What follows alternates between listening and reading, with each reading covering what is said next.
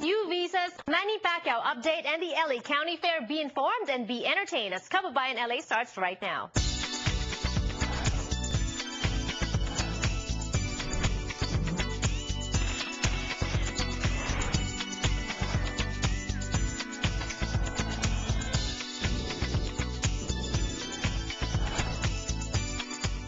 Manny Pacquiao facing Juan Manuel Marquez for the third time in Las Vegas on November 12. Magsasagupaan po, pero bago ang lahat, naku, nagharap po ang dalawa. Hawak naman ang mga mikropono. We have the latest for you this afternoon on Kababayan LA. Magandang hapon po sa inyong lahat.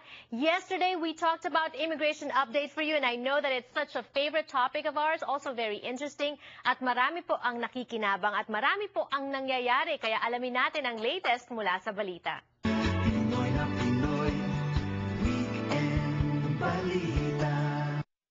Magandang hapon sa iyo, Ronnie, at mukhang may magandang balita para sa 11 of our Kababayan OFWs. Oo, no, napag-usapan natin ito dati, no, Janelle. These are the human trafficking victims na kung saan nagmula ito sa Mississippi at nagpunta rito sa Los Angeles. Nagsumbong sila sa Philippine Consulate officials. Ngayon, nag-apply sila ng tinatawag na T-visa sa USCIS, ano, sa immigration, at mukhang mag-grant sila. In fact, they are now being fingerprinted. Itong T-visa na ito, no, ito ay pinagkakaloob lamang sa mga severe victims of human trafficking. There is the so-called U visa that includes also human trafficking victims, rape, and other forms of crime. Pero itong particular na T is just for severe trafficking cases. Okay, when you say severe trafficking cases, ano ba ang severe, or is it up to the lawyer para i-prove kung anong severe at hindi? No, para konting history dito sa mga 11 victims na ito, no. Nangyari ito last year, no, September, na kung saan mula pa noong July last year, supposedly pupunta sila sa Virginia at Philadelphia yata, no. Magtatrabaho dapat sila sa tinatawag na malaking kumpanya, Fortune 500 company, Aramark.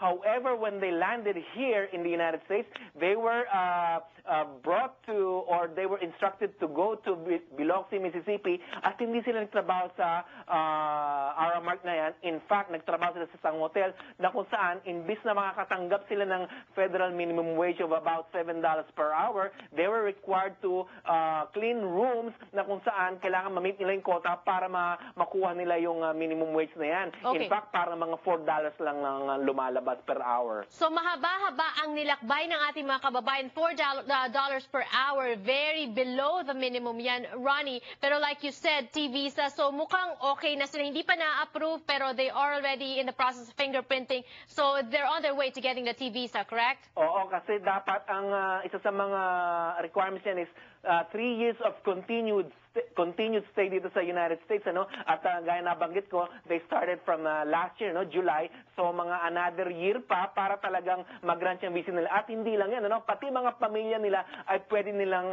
dalhin dito pagka yan ay nag-grant. And that is good, but you know what, Ronnie, on the downside, 3 years staying here, not really working, and you know, nakaabang sa kanila yung kanilang mga pamilya sa Pilipinas.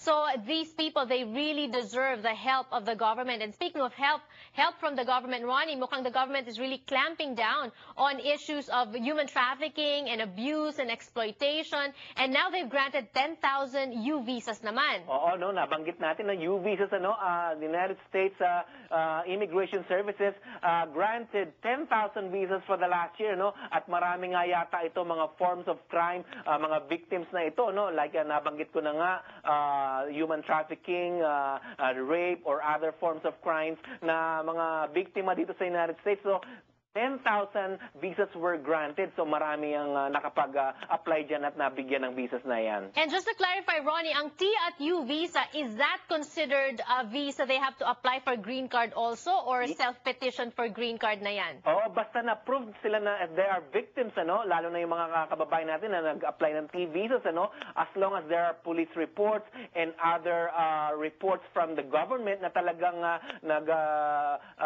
sinasabi na talagang may nangyaring itong kaso, and they can apply for these T visas, and after 3 years, they can apply for permanent residence. And the visas also require them to testify. Totoo ba yun? Against those who committed crime against them?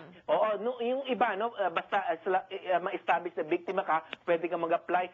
iba naman, as long as you cooperate with the authorities, ay pwede ka rin mag-apply because some of the victims who are, physically disabled na talaga sila. Yung iba hindi makapagsalita or na-traumatized. So these people can also apply for T visas and U visas kahit na hindi sila makapag-cooperate. And some people are also scared of retaliation, of course, Ronnie, but we cannot underscore enough the fact that we need to fight for rights dito sa Amerika. And in order to fight for that, kailangan alamin din natin yung mga rights na yon. And still on immigration, Ronnie, this is quite an alarming news. Oo, no, nire-report niya na USCIS na meron daw mga copycats na USCIS daw or immigration websites na kung saan yung mga forms ng USCIS na libre supposedly sa kanilang website ay nagcha-charge itong mga websites na ito, no? So they are warning the public not to entertain these websites na kung saan akala mo talagang immigration or USCIS website, pero actually hindi naman, nagcha-charge sila ng mga fees na parehong-pareho ng mga fees, actually na application fees, pero hindi naman talaga diretso sa USCIS. Ang USCIS, .gov po yan, hindi .com, hindi .net or any other .net websites, .gov po, G-O-V ang huli. All right, and we know that we're going to get more information about this and more other news in your website, Ronnie. Of course, balita.com po, at araw-araw po namin yan na-update yan, Of course, yung aming pong dyaryo, balita, weekend balita, and I would like to announce also that we have launched a new newspaper, US Asian Post. And we're going to be having a grand launch of that also here on Kababayan LA, so abangan niyo po yan, Ronnie. Let's not preempt, but for now, thank you so much for sharing those news stories with us today. Maraming salamat po sa inyo. That was Ronnie Ligo, Editor-in-Chief of Midweek and Weekend Balita. Aside from immigration news, meron din po tayong sports news. Manny Pacquiao at Juan Manuel Marquez. Abangan niyo po yan sa pagbabalik ng Kababayan LA.